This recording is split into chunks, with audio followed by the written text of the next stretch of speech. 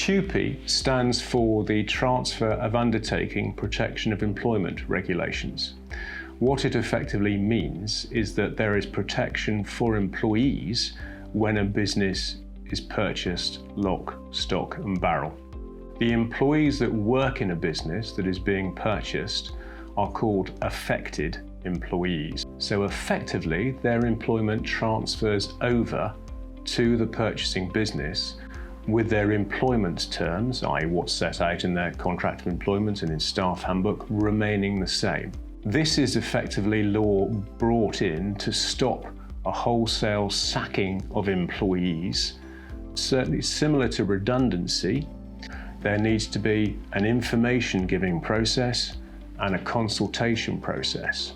So as early as possible, an employer should be discussing with the employees in the business that is going to be sold what is going to happen in the future.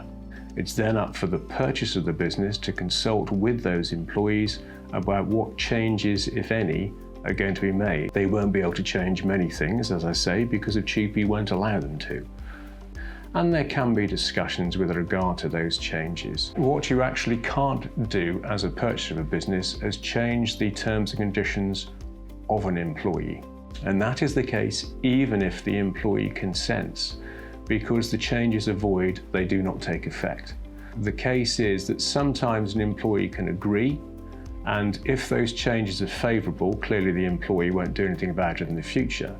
But if there are also some changes being made that are unfavourable to the employee can cherry pick which ones they wish to say they agreed to later on and refuse to agree to the ones that are unfavourable, even though they initially agreed to them at the time of the transfer.